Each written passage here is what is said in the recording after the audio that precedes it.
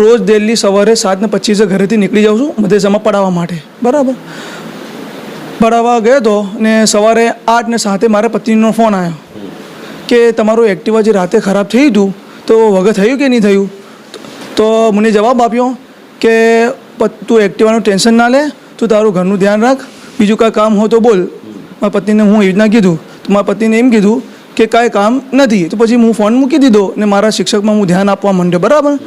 પછી 8:36 મારા પર સામેવાળા ભાઈનો મોહમ્મદભાઈના ફોનથી બીજા ભાઈને વાત કરી ને મને આવું કીધું કે મૌલાના તમે જલ્દી ઘરે આવો. તો મને કીધું શું થયું તમને, કે નહીં તમે જલ્દી ફટાફટ ઘરે આવો ને. પછી એમ કરીને ફોન હું મૂકી દીધો ને સીધે ઘરે આવ્યો તો મારો છોકરો બહાર બેઠેલો હતો. પછી મને કીધું અહમદ તને શું થયું, કે મમ્મી મને માર્યું છે. પછી મમ્મી મને ચાકુ મારી એમ કીધું મને, હા લઈ લેવાના. પછી હું મમ્મી પોતાને ચાકુ મારીને મરી ગઈ છે. પછી હું પૂછ્યું કોઈ ઘરમાં આવ્યું કે નહીં, કોઈ ઘરમાં નથી આવ્યું. સામેવાળા ભાઈને બી એવો જ જવાબ આપ્યો બધાને રહ્યો.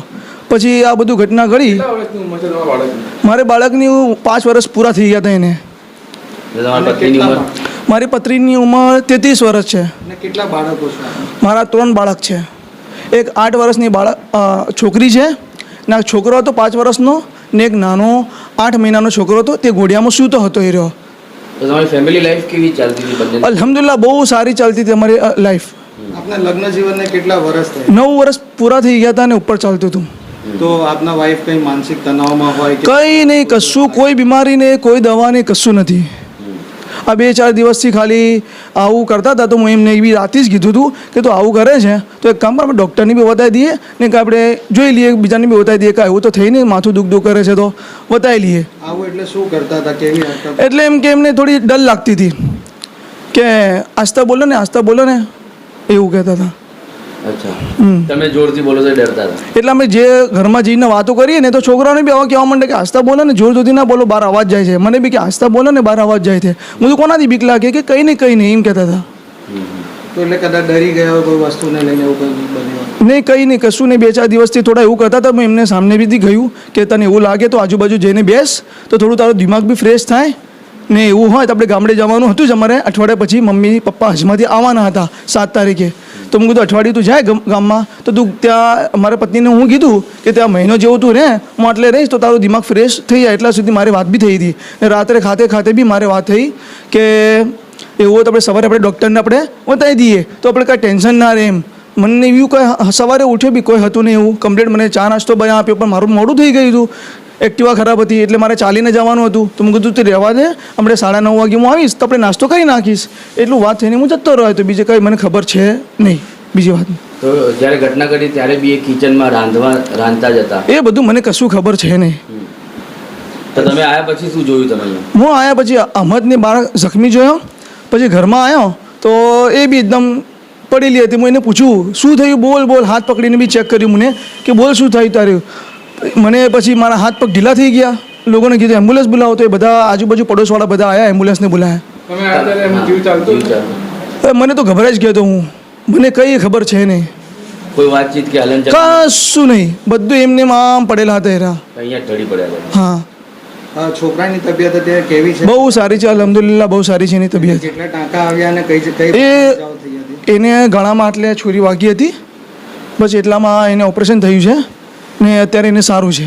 પોલીસ તપાસમાં તમને બોલાવવામાં આવ્યા તો શું સવાલ જવાબ થયા?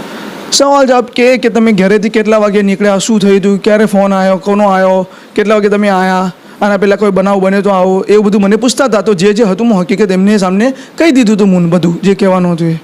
આપના લગ્ન જીવનને કેટલા વર્ષ? 9 વર્ષ પૂરા થઈ ગયા મારા.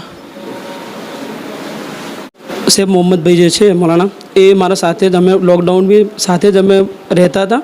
મારા ક્લોઝ ફ્રેન્ડ બી છે.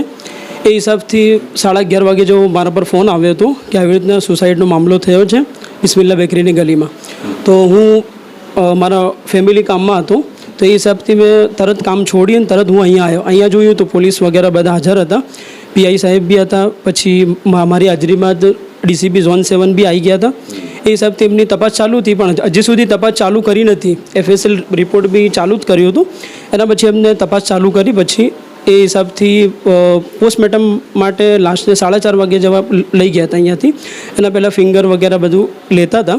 પોલીસે આના અંદર બહુ સારો સહકાર આપ્યો છે. વેજલપુર પોલીસ સ્ટેશન પીઆઈ અને એમ ચૌહાણ સાહેબ જે છે એ પીએસઆઈ વ્યાસ સાહેબ એમનો બધા પોલીસવાળાનો સાથ સહકાર સારો રહ્યો છે.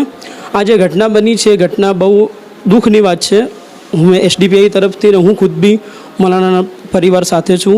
શોક વ્યક્ત કરું છું કે આ ઘટના સમાજના અંદર બહુ ઓછી થાય છે. અમારી કોશિશ તો એ જ રહે છે કે આ ઘટના ન બને. 3 સંતાન અનાથ થઈ ગયા છે, એમાં તમે શું કહેશો? એના અંદર હું એ જ કહીશ કે જે મા હોય કે બાપ હોય, જે દુનિયાના અંદરથી જાય છે અને આટલી નાની ઉંમરમાં કે નાનો બાળક તો 8 મહિનાનો છે, ઘોડિયામાં છે, એનું દૂધનું શું થશે કે કેમ કે એ ફીડિંગ બી કરતો હતો.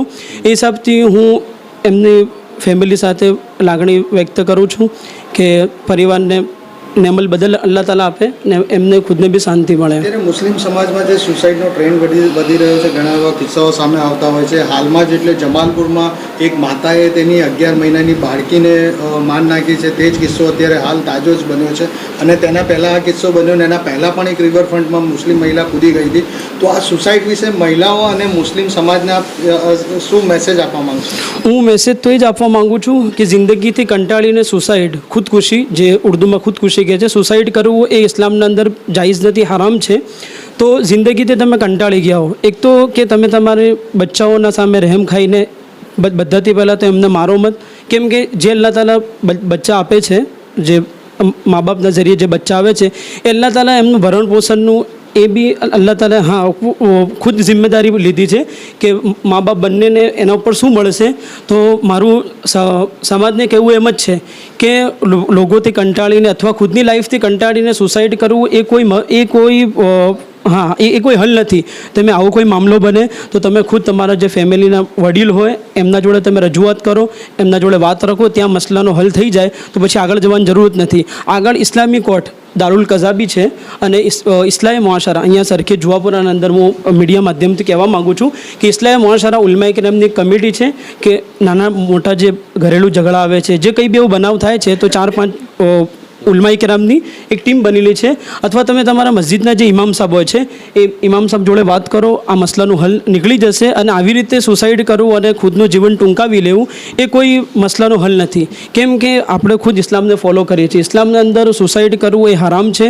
એ હિસાબથી હું તમામ લોકોને એ અપીલ કરવા માગું છું કે જે બનાવ બની રહ્યા છે, જેવી રીતે તમે કીધું કે જમાલપુરના 11 મહિનાની બાળકી, એને તો જીવન બી જોયું નહોતું. તો આ રીતથી કોઈ બી કદમ ના ઉઠાવે, કોઈ બી પગલું ના ભરે કે જેનાથી વબાલ દુનિયાના અંદર બી તમે એનો વબાલ ભૂગતો અને આખિરતના અંદર હંમેશા જે જહન્નમનો વાયદો છે એનાથી બી તમે બચી જાઓ. કોઈ સુસાઇડ નોટ અહીંયાથી મળી ગઈ? ના, કોઈ સુસાઇડ નોટ એવું કોઈ ચીજ મળ્યું નહોતું. હાલાકી પોલીસ ઇન્વેસ્ટિગેશન ચાલુ જ છે. હમણાં સુધી એમનું રિસ્પોન્સ બી છે કે હજી સુધી એમની તપાસ ચાલુ જ છે. તો અમે ઉમ્મીદ કરીએ છીએ કે પોલીસ બી આ મામલાના અંદર જે હોય એ તકેદારી રાખી અને સહયોગ સારો આપે ફેમિલીને. હાલ એફઆઈઆર જે સુસાઇડના આધારે નોંધવામાં આવી છે? હમણાં તો જે એફઆઈઆર કરી છે એ હિસાબથી અને એક મૌલાનાથી અરજી બી લખાઈ છે છોકરાના બારામાં કે તમારા છોકરા પર જે તમારી વાઈફે વાર કર્યો છે એ હિસાબથી એમને સુસાઇડ નોટ તો કંઈ મળી નથી, પણ એફઆઈઆર લખી છે પોલીસે, હજી એમના માટે બોલાયા નથી.